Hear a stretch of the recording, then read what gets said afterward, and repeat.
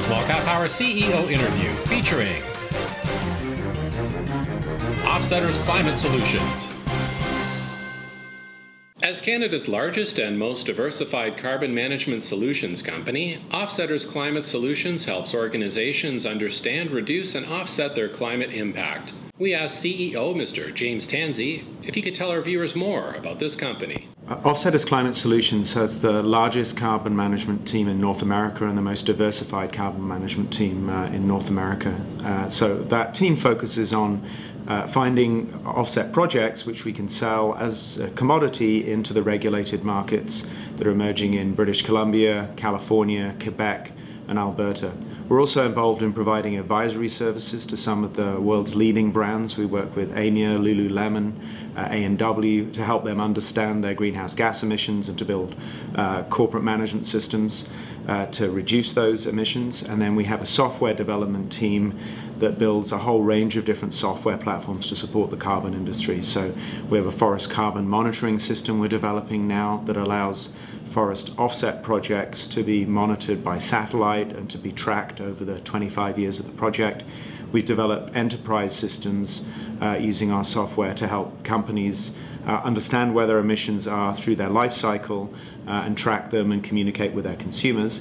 And then we've also developed offset aggregation systems that helps trucking companies, for instance, track their emission savings from energy efficiency projects. So we're a one-stop shop for all aspects of carbon management. What is your business model? How do you make money? On the offset origination work, we make money in two ways. We're either paid as consultants to develop the project, and then we'll take a commission as we take those projects into the market, either to sell directly to large final emitters or into our broker networks.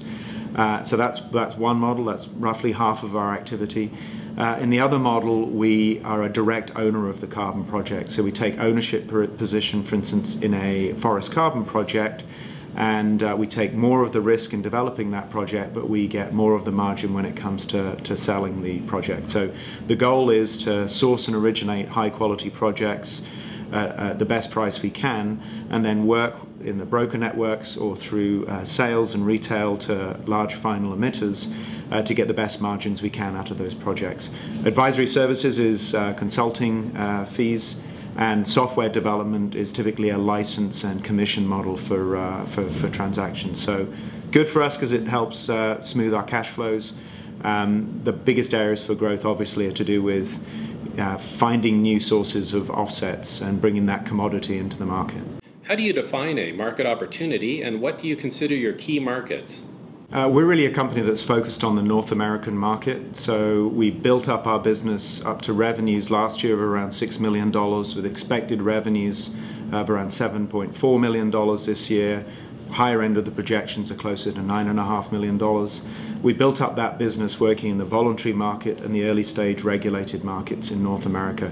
It's markets that we understand, we built expertise around them, and we have a competitive advantage here that we wouldn't have in the European markets, for instance. In addition, we have one large project in the Democratic Republic of Congo, which is the single largest forest carbon project in the world, generating 175 million tons over the next 25 years. We're expanding that activity in the DRC going forwards, and we expect the future value just of that first project to be in the region of $800 million over the next 25 years. So our growth opportunities are around taking that expertise we've developed in this market, getting out to other landholders, to industrial facilities, and working with them to continue to develop that pipeline of carbon offsets going forwards. California implemented a compliant carbon market starting in January 2013. This is a major move towards cap and trade and will open up a huge market for companies that can produce compliant carbon offset projects. How does Offsetter's Climate Solutions plan to break into the compliant market in California?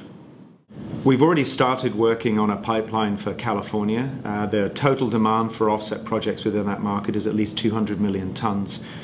We think at the pricing we're seeing of $15 to $20 a ton, that market is worth $3 to $4 billion over the next 8 years. So we've started into that market by developing forestry projects across the US, We have a significant pipeline already underway of over 1 million tons of offsets under development, and we expect over the course of this year through business development to dramatically increase that pipeline into what's called the Air Resources Board market. Quebec is also a market for us that started at the same time as California started, and we expect to see British Columbia's market for offsets grow as well as the liquefied natural gas plants that are being planned there will have an offset obligation associated with them. Can you give us some details on one of your key projects in the Congo? We have a very strong team on the ground in the DRC and the Congo that's been working on this project for over 4 years. It's the largest forest carbon offset project in the world, verified to the highest standards, to the VCS standards, and third-party validated and verified. So it's a flagship project in terms of a new model for investment by countries that are looking to meet their greenhouse gas, their climate change obligations. So in European countries now are starting to invest in the least developed countries in the world to maintain those forest reserves. And forestry in the DRC is significant because it's home to the second largest rainforest area in the world after the Amazon. So if we can demonstrate through this first project, 300,000 hectares with up to 5 million tons a year coming out of that project, that there's a viable model for investment, we can grow on that basis in the Congo to the entire district of Mai-Ndombe initially, which is 9.3 million hectares, of which somewhere around 6 million hectares is forested. The world needs large-scale climate solutions now to address the problem that we're facing. European countries are putting hundreds of millions of dollars into this channel of investment, and we've been able to develop the first project of its type and the largest project of its type in the world. How do you plan to take advantage of the synergies that come from the recent acquisition of Offsetters Carbon Technology and Carbon Credit Corp by ERA Carbon Credits, which resulted in the consolidation and development of your platform? I realized 2 years ago that there was an enormous opportunity emerging in the North American market in the $2 to $4 billion range, growing to a $10 billion market over the next 8 years. And that the companies that were in the market were far too small on their own to really be able to step up to that challenge.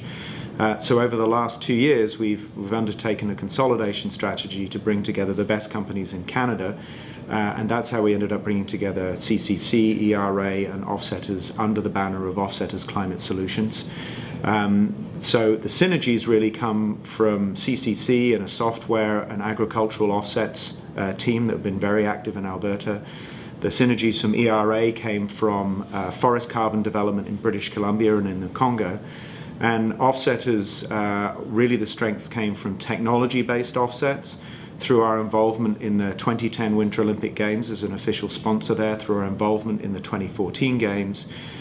These relationships give us a platform for selling tons into the voluntary market and building out a profile for the company that's really resulted in the highest profile carbon offset company in North America. What do you consider the major risks and challenges for the company? I mean, one of the challenges is just regulatory uncertainty. That was certainly the case for the last 2 years, but now we have a clear signal that California has a regulated market. All of the legal issues have disappeared with that, and legal challenges have gone. Quebec has also moved very quickly to have a regulated market. So within those two areas, we're much more comfortable now that there's line of sight to demand. Some of the other risks are around the growth, uncertainty around BC and Alberta's markets. So we're not investing ahead of having that regulatory uncertainty.